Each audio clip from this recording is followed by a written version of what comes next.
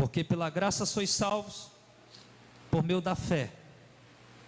Isso não vem de vós, é dom de Deus. Não vem das obras, para que ninguém se glorie. Amém. Pode sentar.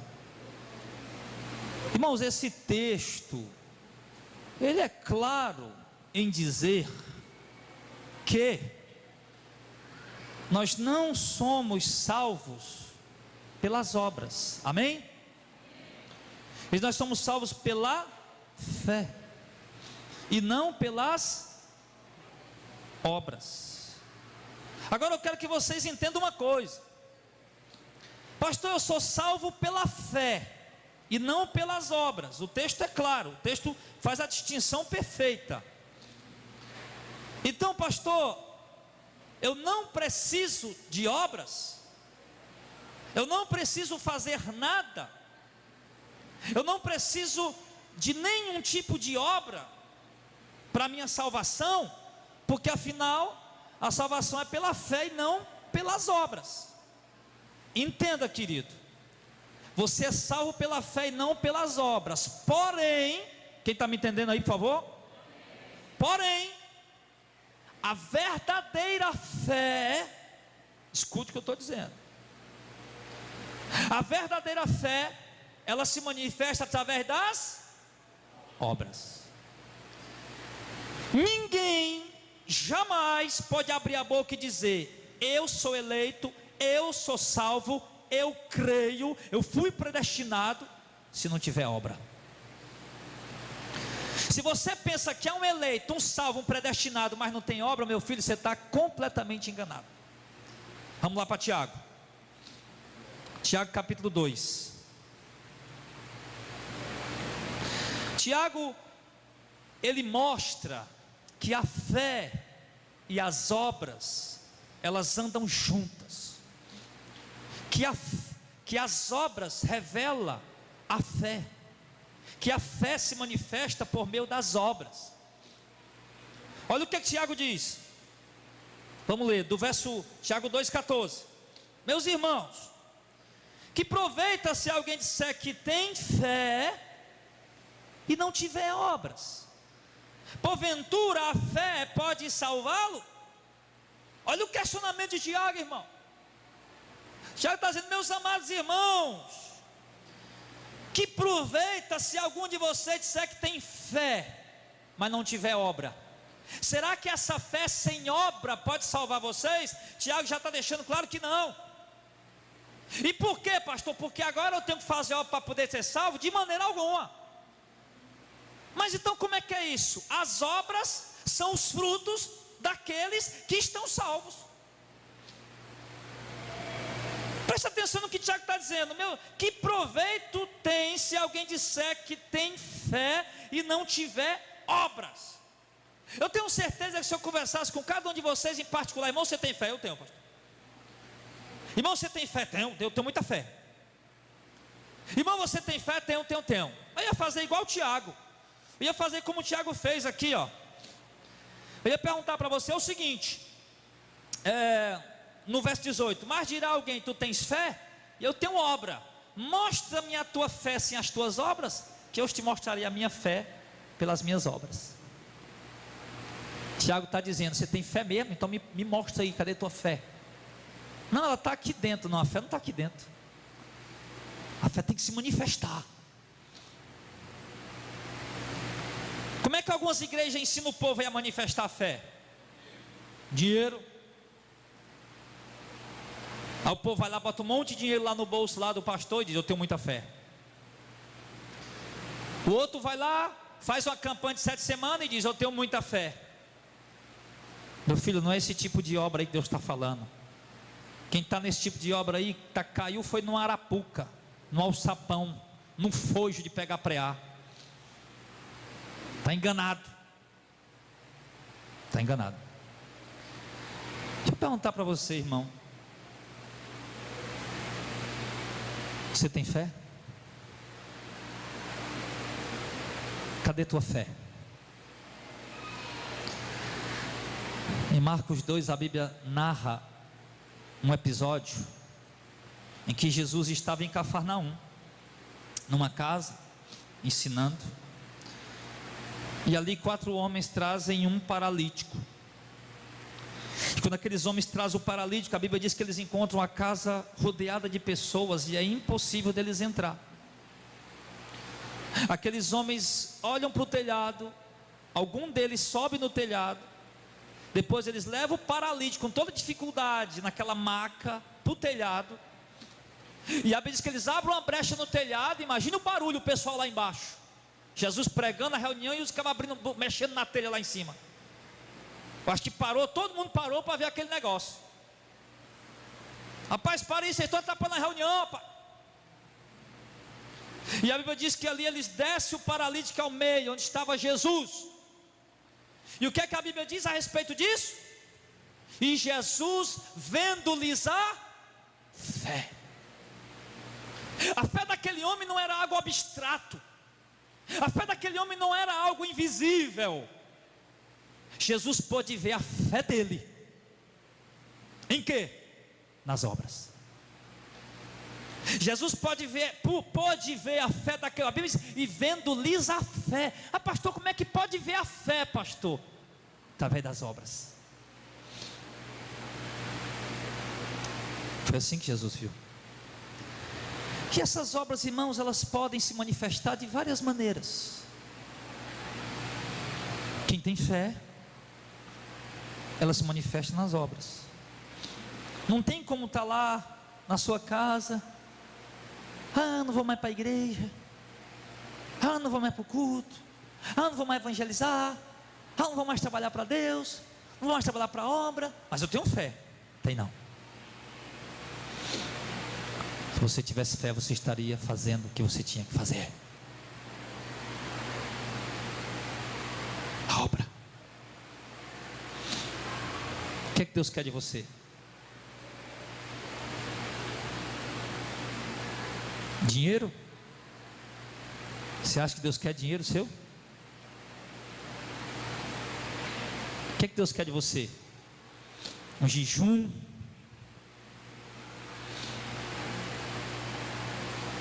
Uma vigília? Deus está pouco preocupado, irmão, se você está dando dinheiro, se você está jejuando, se você está fazendo vigília. Deus quer ver tua obra, tua vida. Quer ver as obras que Deus quer ver em você? Em nós? Como é que você tem reagido diante de um insulto? Com outro insulto? Como é que você tem reagido diante de uma cantada do sexo oposto?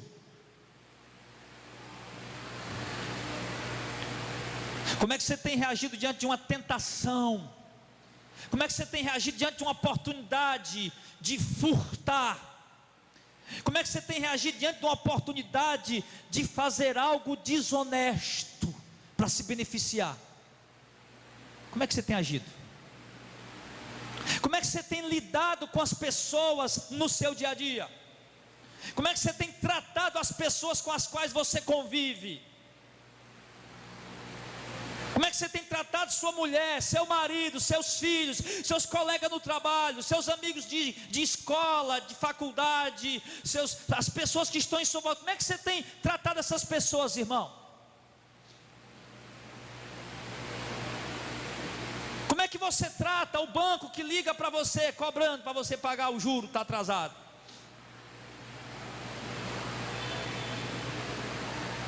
Como é que você trata a operadora, a menina lá do call center, da operadora de telefone que você ligou para resolver o problema, que você tem que passar meia hora com o telefone no ouvido, ouvindo uma música miserável de ruim de ouvir? E como é que você atende ela, quando você fala com ela? Nessas situações é que você vai vendo se você tem fé. Não, pastor, mas eu era quase cego e eu, pela minha fé, eu voltei a enxergar. Não, pastor, eu era quase cego, mas eu era quase aleijado, mas pela minha fé eu voltei a andar. O Valdemiro Santiago está curando gente toda hora, todo dia. Baixa dar R$153 para ele que ele levanta você da muleta. De Macedo está lá curando doente, curando enfermos, pastor da Universal. Agenda Duque está lá também, curando os camaradas que estão presos no crack, nas drogas, na cocaína. Aí você acha que isso aí tudo é fé? A fé salvífica? A fé que vai levá-lo à salvação? Querido, a Bíblia diz que em Cafarnaum Jesus operou muitos milagres, mas já em Nazaré a Bíblia diz que ele não pôde operar muitos milagres por causa da incredulidade do povo. Preste atenção nisso. Em Nazaré ele não pôde fazer muitos sinais, a não ser curar alguns poucos enfermos, por causa da incredulidade do povo. O que a gente pode concluir com essas duas passagens? Vamos colocá-las em paralelo. Em Nazaré Jesus não cura quase ninguém porque o povo não acredita. Já em Cafarnaum Jesus cura muita gente porque o povo acredita. Ou se nós podemos concluir o quê? Que o povo de Nazaré era incrédulo e que o povo de Cafarnaum tinha muita fé, não é isso? Porém, em uma pregação de Jesus, ele ergue a voz e diz o que? Ai de ti, Cafarnaum! Se em Tiro, em Sidom tivesse operado os mesmos milagres que se operou em ti, porque vocês creram, eles teriam se arrependido. O povo de Cafarnaum tinha fé para ser curado, tinha fé para expulsar demônio, tinha fé para paralítico andar, para cego enxergar, para mudo falar, mas não tinha a fé que Deus busca que o homem tenha, que é exatamente o dom que Ele dá. Não tinha a fé que salva. Não tinha a fé que salva. Amém, pessoal? Então não vá se iludir, meu filho, que se um dia você recebeu uma grande bênção porque creu, que algum milagre aconteceu porque você creu, que está em xeque aqui esta noite nessa palavra. Mas se você tem a fé salvífica, que vai levar você a morar com Jesus no céu. Porque eu vou lhe dizer, meu irmão, tem muito cego que enxergou, muito paralítico que andou, que recebeu milagre, que vão morar no inferno por toda a eternidade. Jesus falou isso de Cafarnaum: serás levado até o céu? Não, serás abatido até o inferno, a cidade inteira. E aquele povo de fé ia para o inferno, porque só tinha fé para receber cura e milagre, mas não tinha fé para se conduzir como um homem e uma mulher de Deus. Não tinha fé para obedecer a palavra, para guardar a palavra do Senhor, para temer o Senhor e fazer sua vontade, para renunciar ao pecado. E assim, meus irmãos, estão muitos de nós. Temos sido bem alimentados, eu creio. Temos ouvido boas mensagens. Missionário Johnny pregou uma palavra do domingo passado, abençoadíssima. Diácono Gilmar pegou outra domingo atrasado, tremenda. Auricélio hoje pregou Salmo 44, linda mensagem. Quarta-feira pastor Zezinho pregou uma palavra tremenda, sobre para não apostatar e permanecer firme, não desistir da caminhada. Cada sexta-feira nós temos recebido uma doutrina, uma mensagem rarissimamente se repete, cada momento no púlpito é uma mensagem nova, é uma doutrina nova, é um aprendizado novo. Temos sido bem alimentados, Deus tem tido misericórdia de nós, e eu louvo a Deus pela vida desses pregadores. Mas o que nós temos feito com o que temos recebido? A palavra a qual está caindo sobre nós como chuva, porque em Hebreus a Bíblia diz que a terra que recebe a chuva, mas que produz espinhos e abrolhos, está perto da maldição, e o seu fim é ser queimada. Ele se refere àqueles que ouvem a palavra, mas não produzem os frutos que devem produzir, vão ser condenados. Em contrapartida, ele diz que a terra que absorve a chuva, nós, os crentes, o povo de Deus, a terra que recebe a chuva, mas produz frutos, ele se refere a obras, mas que produz frutos proveitosos, ou seja, os frutos que Deus quer que seja produzido. essa será abençoada, essa será salva. Então, querido, a chuva tem caído sobre nós. A fé você diz ter, mas aonde estão as obras? Tiago perguntou: amados, se alguém tiver fé e não tiver obra, será que essa fé pode salvar? A resposta é não. E Tiago vai desafiar os irmãos: me mostra a fé de vocês sem obra. Como é que mostra a fé sem obra? Aí ele vai e fala assim: pois eu mostrarei minha fé pelas minhas obras.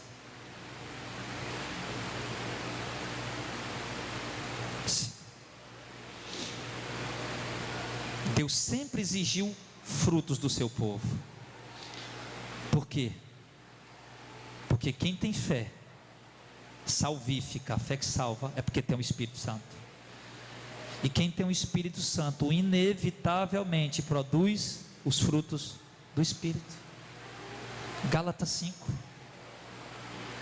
ele fala dos frutos do Espírito: o amor, a bondade, a fidelidade, a temperança, o domínio próprio.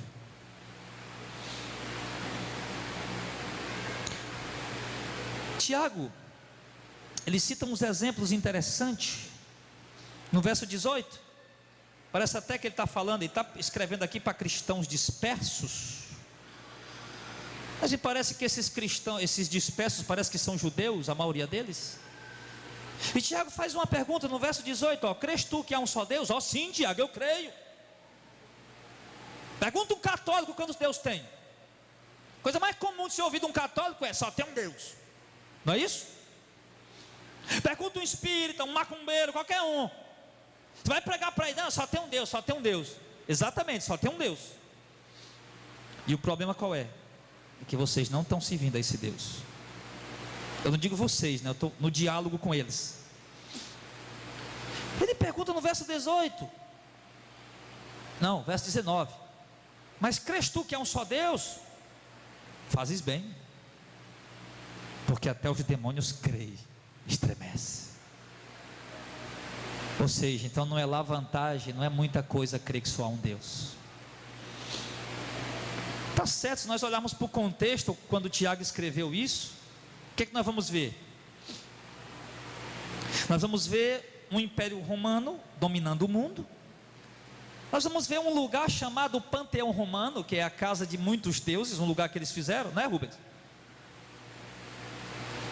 E lá tinha lá Deus para todo tipo de gosto.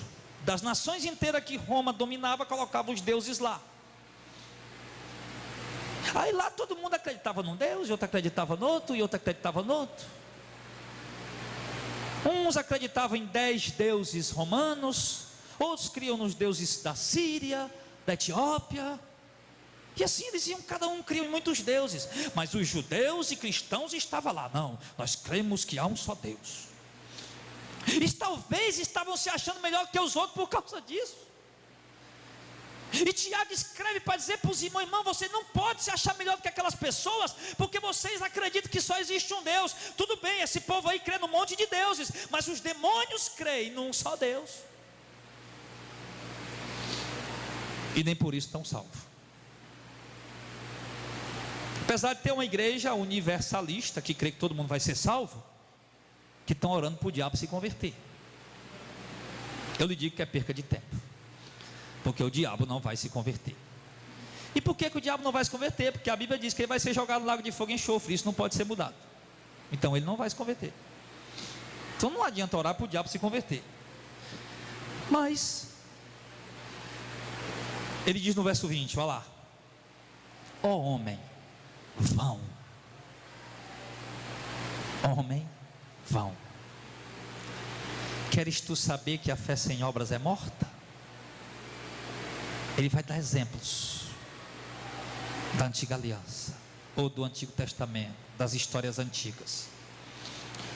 Primeiro ele chamou aquele lá: homem vão. Homem vão por quê? Porque tem fé, mas não tem obra.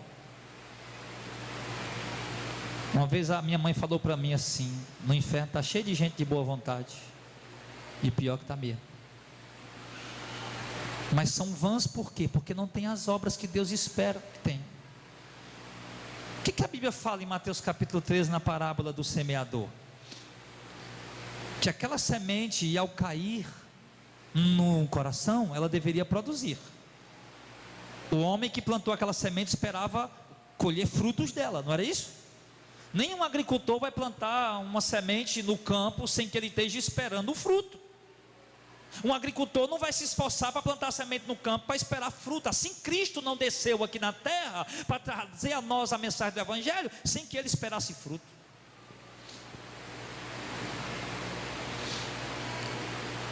Ele diz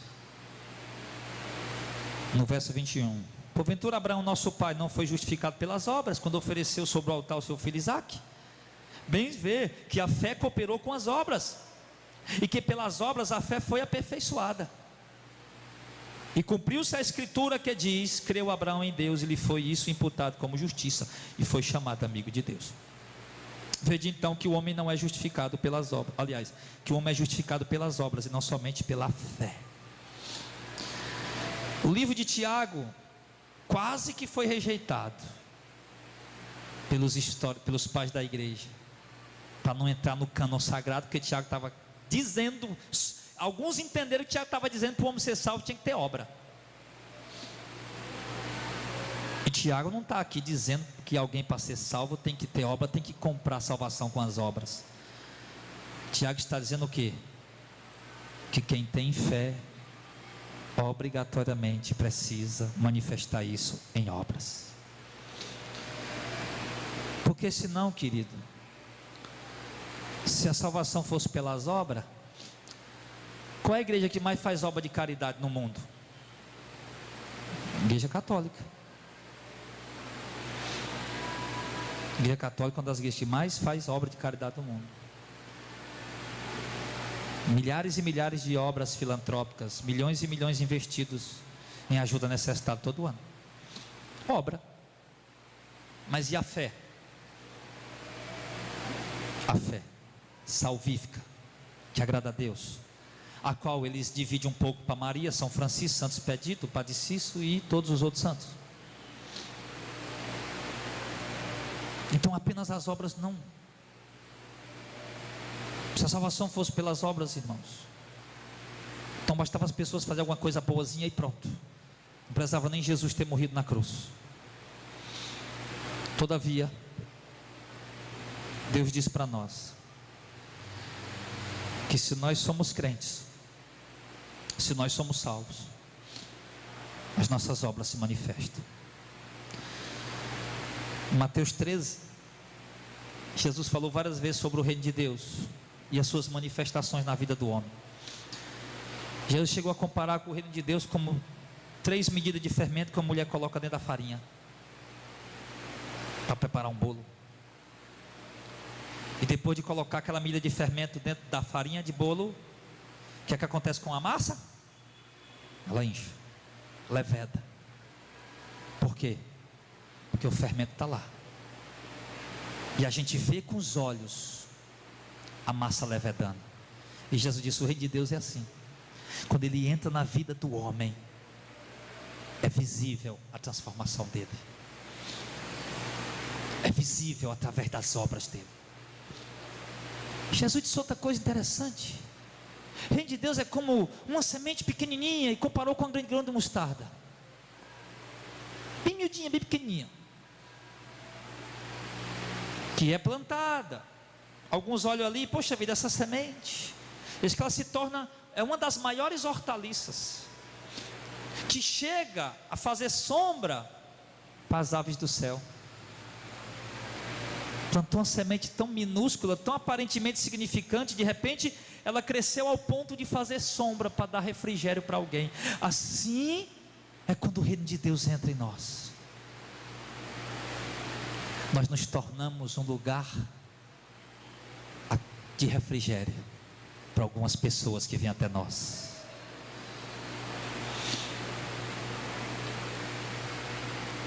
Não, eu me converti, eu tenho Jesus, mas eu sou igual um cavalo, eu dou coice para todo lado. Chegue perto de mim não, que eu me mordo, que eu lhe mordo.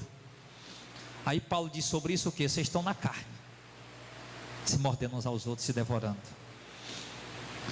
Porque se o reino de Deus está em nós, irmãos, inevitavelmente nós temos que ter obras.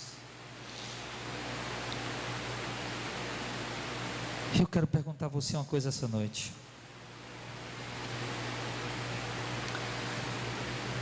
Como está a tua fé? Pastor, está em alta. Tá? Por que você diz isso?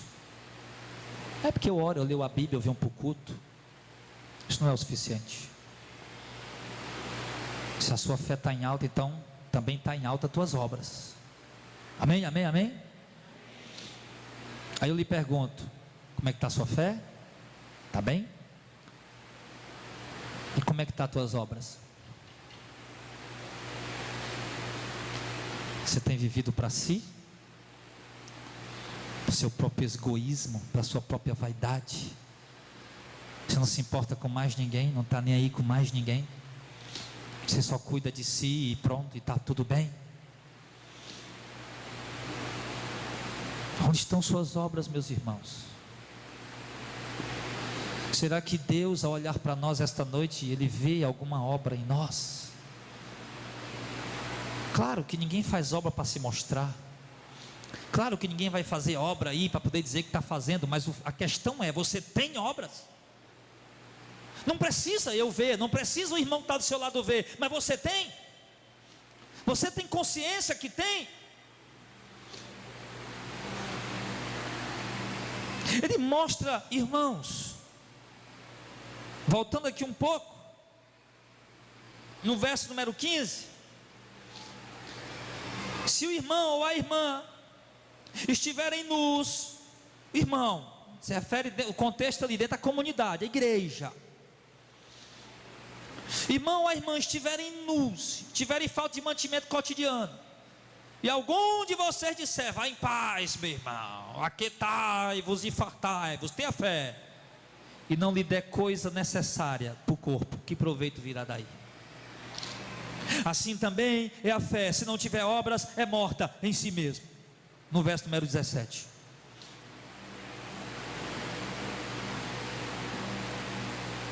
Estou cansado de ouvir gente dizer, eu vou ganhar dinheiro para ajudar minha família, vou ganhar dinheiro para ajudar o irmão da igreja que eu vejo que passa necessidade. E aí, você está fazendo? E o irmão, a irmã necessitado, a única coisa que você sabe dizer é, vai na fé, meu irmão, vai na fé, Deus vai te honrar. É isso. Vai num pastor desses aí, pastor, eu estou passando necessidade, minha irmã, faça um voto, que Deus vai abrir as portas do céu para você. Pelo amor de Deus, a irmã já está dizendo que está passando necessidade. Ele esperava vir alguma coisa, uma cesta básica, uma ajuda para alguma coisa, e o cara faz é pedir dinheiro. Não, pastor, eu já fiz esse voto, esse propósito, essa campanha, eu já botei o R$100. Ah, então faça essa aqui, minha irmã, faça essa aqui.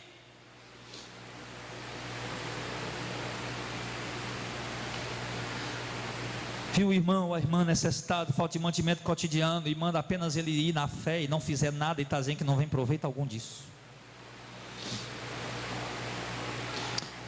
Lá no verso 25, ele dá o exemplo de uma prostituta, uma mulher que qualquer um de nós julgaria.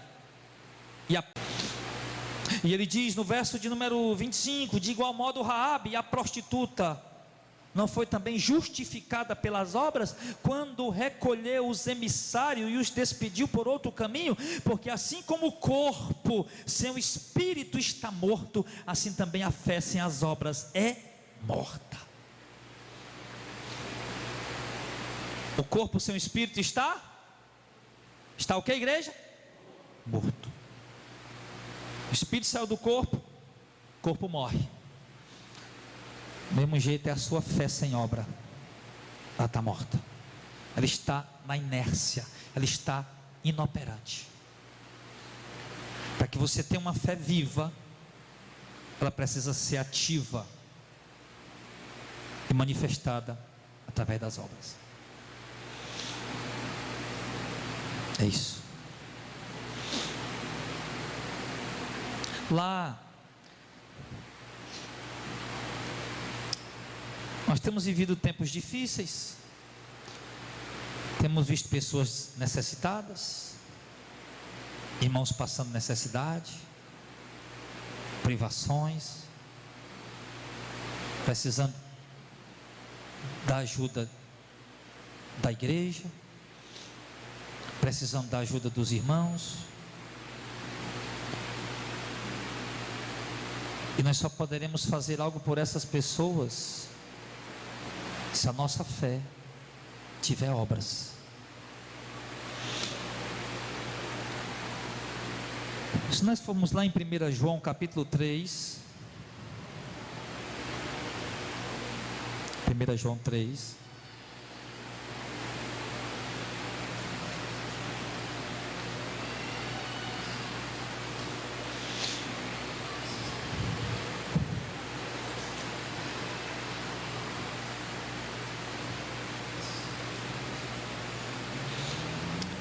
João 3, 17, 18 diz assim: quem, pois, tiver bens do mundo, e vendo seu irmão necessitado, e lhe fechar o coração, como estará nele o amor de Deus? Meus filhinhos, não amemos de palavra, nem de língua, mas por fé? Não amemos de palavra nem de língua, mas por obra.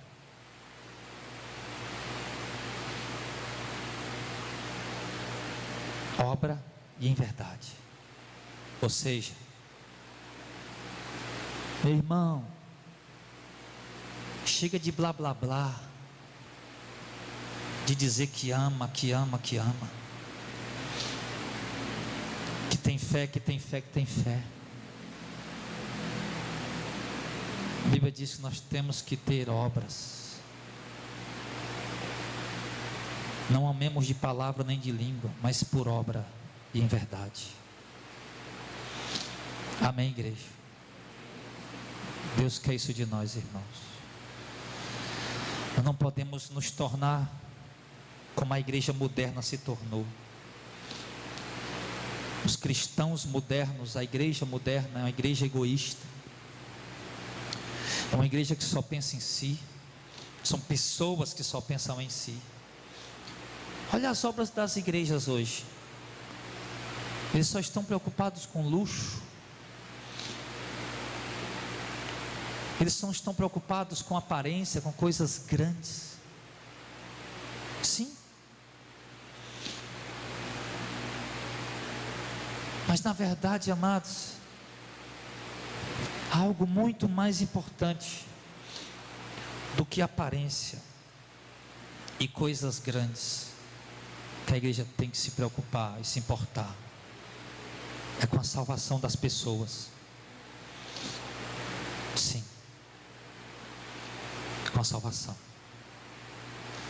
Eu vou lhe dizer, eu quero que você reconheça isso, não diante de mim, mas diante de Deus. Reconheça que você tem uma fé morta. Como o espírito, o corpo sem o espírito está morto, assim a fé sem obra está morta. Reconheça que você tem uma fé morta. Reconheça que você não está praticando as obras que Deus quer que você pratique. Reconheça que você não está vivendo como Deus quer que você viva, que você não está fazendo o que Deus quer que você faça. Reconheça. Pare de dar desculpa. Nós somos as pessoas mais preparadas para dar desculpa na face da terra. E a gente sempre tem uma desculpa bonita, eloquente. Eu vou dizer, meu irmão, Deus não aceita desculpas.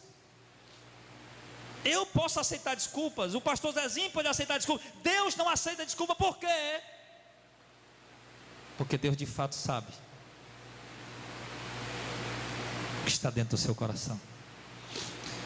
Porque Deus de fato sabe como está a sua vida, como está a sua conduta, como está o seu caminhar, as suas obras. Deus sabe. Então não adianta dar desculpas. Deus não aceita. Se você tem que pedir alguma coisa a Deus, não é desculpa, é perdão. E reconhecer que quem pede desculpa tenta consertar o erro, e quem pede perdão reconhece o erro. Quem pede desculpa tenta maquiar o que está errado. Quem pede perdão reconhece o que está errado e busca consertar. E é isso que nós estamos precisando, irmãos. Será que Fortaleza, será que as pessoas estão olhando para você e dizendo: ali tem um homem de Deus, ali tem uma mulher de Deus, ali tem um crente de verdade? Ou será que nós estamos sendo confundidos com a igreja moderna, com a igreja herege, apóstata, egoísta, prepotente, avarenta, gananciosa, cobiçosa, ostentadora? Com que nós estamos parecendo? As nossas obras é quem revelam com quem nós estamos parecendo. Então, meus amados irmãos, eu sei que a mensagem de hoje está muito dura, mas eu lhe digo que é o que nós precisávamos ouvir. Nós precisávamos ouvir. Sabe como é que funciona a coisa? Deixa eu te explicar. A igreja de Cristo é diferente da igreja dos bodes. Por quê? Porque a igreja de Cristo prega para salvar vidas. A igreja de Cristo prega para limpar. Cristo disse: a palavra limpa o homem. Igreja de bode não. Ele não está preocupado com a tua vida, se tu está indo para o inferno. Ele só quer o teu dinheiro. E falar em dinheiro hoje, eu recebi um bocado de repreensão dos irmãos que me amam. Pastor, o senhor tem que pedir oferta. Não tem que pedir oferta não. É porque a gente fica preocupado com o pastor, porque vai chegar o aluguel e a igreja está apertada. E os irmãos falaram isso, que me ama mesmo. Mas eu digo: não precisamos pedir oferta. Eu nunca vi Jesus pedindo dinheiro. Eu nunca vi um culto dos apóstolos com momento de ofertório. Nós praticamos isso enquanto não conhecia essa verdade.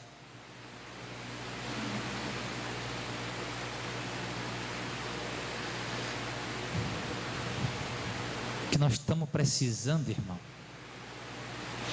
é entender que Deus se revelou para nós, que Deus abriu nosso coração para compreender a verdade, que Deus entregou a cada um de nós um ministério para a glória dele, para a gente congregar.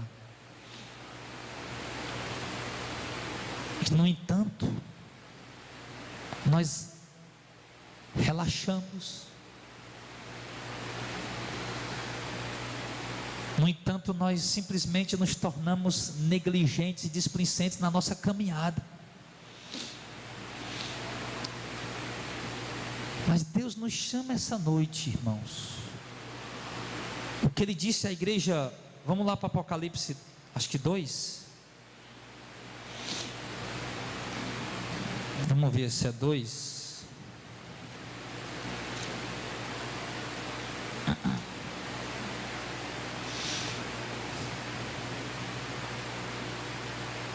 Deixa eu ver aqui.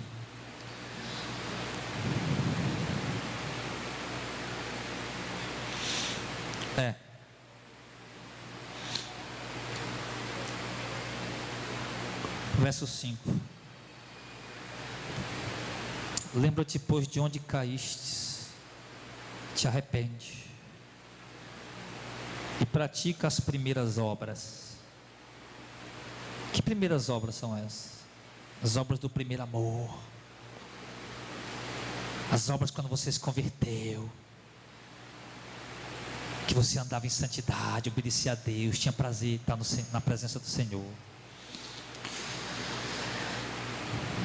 Porque se não fizeres isso, brevemente a ti virei e tirarei do seu lugar o teu castiçal, se não te arrependeres. Então o Senhor deu um alerta para a igreja de Éfeso, a igreja que foi pastoreada pelo apóstolo do amor, o apóstolo João. Deus está dizendo: olha, igreja, você precisa ver onde você caiu. E você vê onde você caiu, você se levante e volte a praticar as primeiras obras. Amém?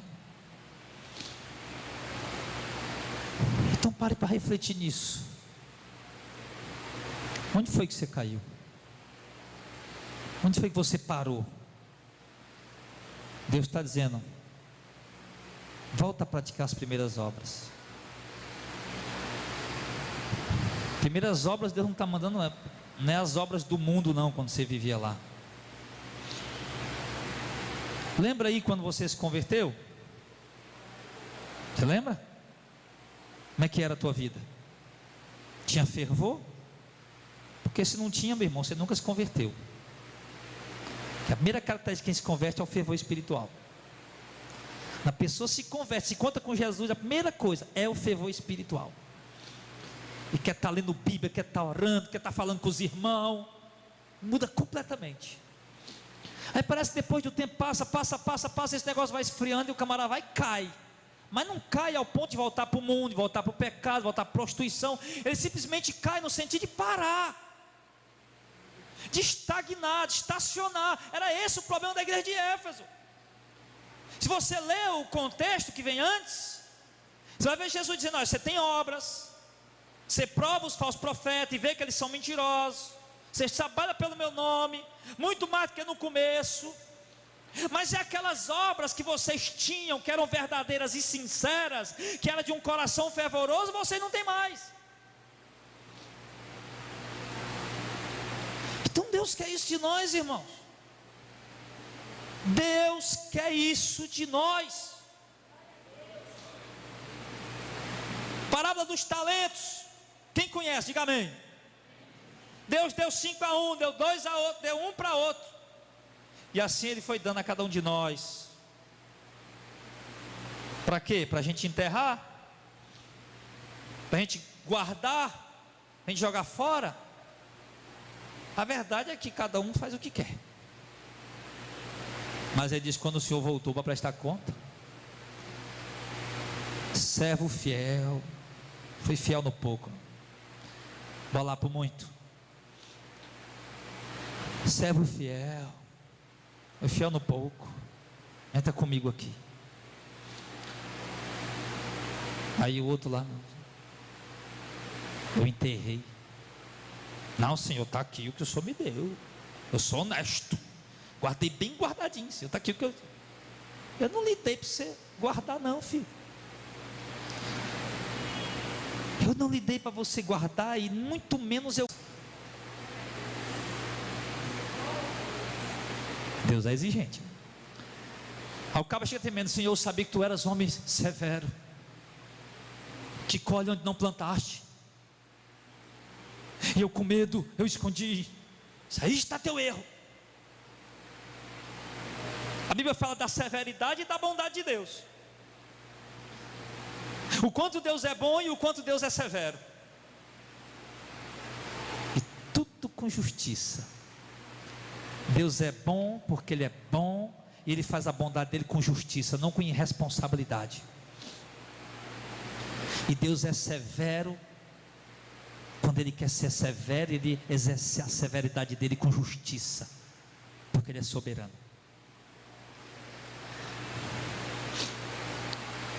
Aí o que é que a gente viu ali? 2 crentes fiel, que perseveraram nas obras até Jesus voltar.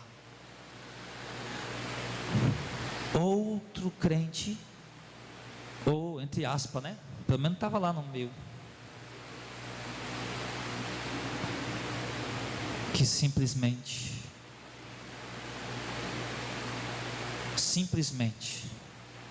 estava no meio, mas não tinha as obras que o Senhor queria que ele tivesse, que o Senhor esperava que ele tivesse. E a Bíblia diz, irmão, que o julgamento começa pela casa de Deus. Nós estamos sendo julgados.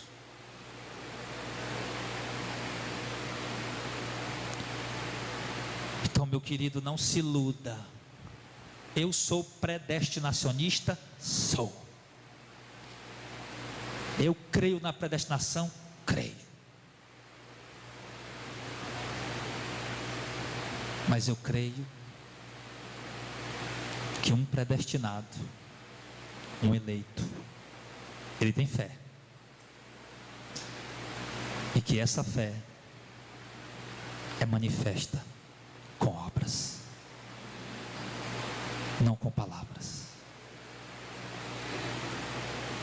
Qualquer um que acha que está salvo, que acha que é eleito, que é predestinado, acha que tem fé e não tem obra, está enganado. Ou está enganado, ou a fé está morta e precisa ressuscitar. A minha oração esta noite é que Deus ressuscite a tua fé.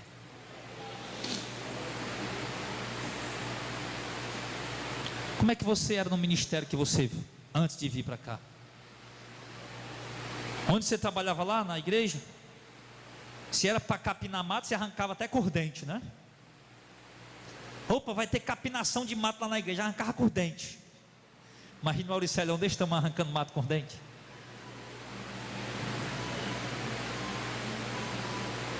Como é que você era?